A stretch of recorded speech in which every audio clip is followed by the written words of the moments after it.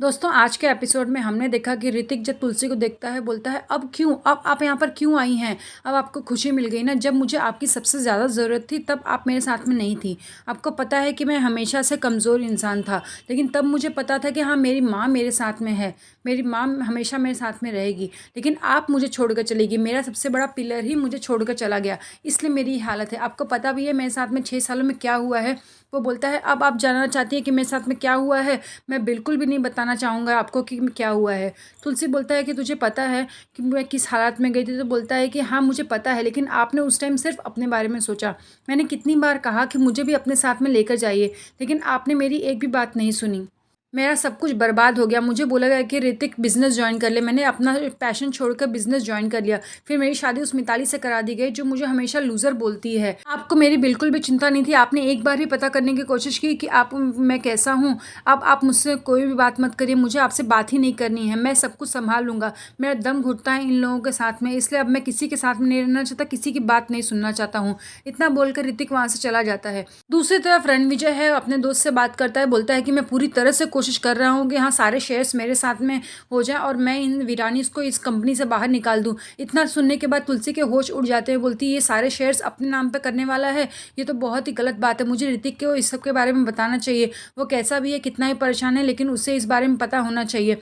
वहीं ऋतिक बहुत ज़्यादा परेशान हो जाता है तो वो किचन में आ जाता है। उससे सब कुछ सहा नहीं जाता है, उसे सारी बातें याद आती है कि मिताली कैसे उसे हर बात के लिए जिम्मेदार ठहराती है, हर बार उसे लूज़र बोलती है कि तुम कुछ करने के लायक नहीं हो, मुझसे गलती हो गई कि मैंने तुमसे शादी कर ली है। इतना सोचकर ऋतिक बहुत ज़्यादा हैरान हो जाता है। तभी वहाँ से शेफ लोग बाहर निकलने लगते हैं, बोलते हैं कि आप यहाँ पर क्या कर रहे हैं, किचन बंद होने वाला है, आप यहाँ से निकल जाइए। लेकिन ऋतिक वहाँ से नहीं जाता है और इतना बोलकर उन लोग निकल जाते हैं। ऋतिक बहुत हिम्मत करता है और वह एक चाकू उठाता है और अपना हाथ कट कर लेता है। वहीं जब तुलसी उसको ढूंढते हुए वहाँ पर आती है तो उसके होश उड़ जाते हैं।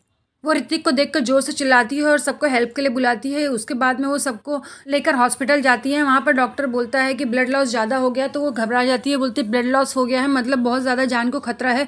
वो बोलता है नहीं ऐसा कुछ भी नहीं है, हम थोड़े टाइम में इनको आईसीयू से नॉर्मल वार्ड में शिफ्ट कर देंगे। तभी वो सोचती है कि मैं बिना बताए हूँ यहाँ पर आ गई हूँ, वैष्णवी मेरी चिंता करती होगी। वो वैष्णवी को फ़ोन करती है कि यहाँ पर ऐसा ऐसा हो गया है, मैं ऋतिक को लेकर आ गई हूँ। वैष्णवी बोलती है अच्छा किया आपने, आप वहाँ पर चले गए, हम तो आपके बारे में बहुत टेंशन ले रहे थे, लेकिन अच्छा वो उस बेचारे की जान बच जाएगी। तो बोलती है तो एक काम करना, वहाँ वीरानी के स्टॉल पर जाकर किसी जिम्मेदार इंसान को बोल कि ऋतिक वीरानी ने सुसाइड करने की कोशिश की और वो हॉस्पिटल में है। तभी वो जाती है, पार्थ को बताती है, तो पार्थ बोलता है तुम सच बोल रही हो। बोलती है कि हाँ। पार्थ तुरंत मिहिर को फ़ोन करता है। मिहिर बोलता है ऐसा कैसे हो सकता है, वो मुझसे स्टॉल पर मिलने वाला था। वो बोलता है कि हाँ लेकिन अभी वो सिटी हॉस्पिटल में है। मिहिर बोलता है मैं अभी जा रहा हूँ और तुम सब भी वहाँ पर पहुँचो। तभी मिहिर नोएना को फ़ोन करता है। नोएना बोलती है कि हाँ मैं भी बस रास्ते में हूँ, मैं अभी निकल रही हूँ। वहाँ पर मिहिर जाने के बाद में ऋतिक को देखकर बहुत बुरा लगता है। वो ऋतिक के बालों को सहलाता है। तभी वहां से जब डॉक्टर निकल के जाते हैं तो उसे तुलसी दिखाई देती है। वो तुलसी के पास जाता है।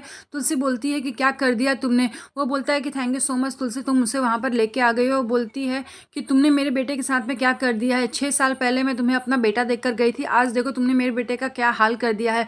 वो ऋतिक जब कोई भी बात दिल पर नहीं लेता था, तुमने उसके साथ में क्या कर दिया है।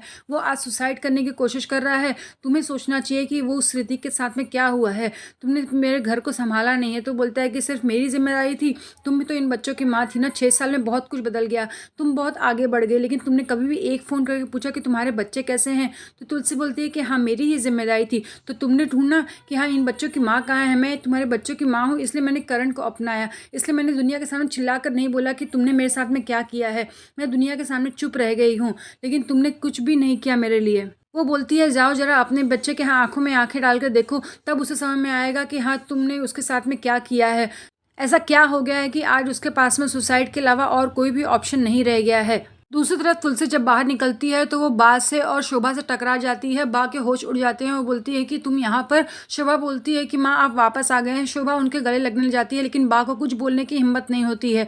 वो शोभा को बोलती है कि शोभा तू घर की बड़ी है, तुझे ऋतिक को संभालना है। ऋतिक अब खतरे से बाहर है, लेकिन उसकी हालत अभी भी नाजुक है, तो उसको संभालेगी ना। तो शोभा बोलती है कि हाँ मैं ज़रूर संभालूंगी। तभी वो बोलती है कि बा कहाँ चली गई। वो बा से बात करने जाती है तो बा उनके पैरों में गिर जाती है। बोलती है तुलसी मैं तेरी बहुत बड़ी गुनहगार हूँ, मुझे माफ़ कर देना। वो बोलती है कि आपकी जगह मेरे पैरों में नहीं होनी चाहिए, आपके हाथ मेरे सिर पर सिर्फ आशीर्वाद के लिए होने चाहिए। वो बोलती है कि नहीं मैंने तेरे साथ में बहुत कुछ गलत किया है। वो बोलती है कि माँ और बा के बाद में आप ही हो इस घर की बड़ी, तो मुझे आपका सिर्फ आशीर्वाद चाहिए और आप कभी मत सोचिए कि आपने मेरे साथ में कुछ भी गलत किया है।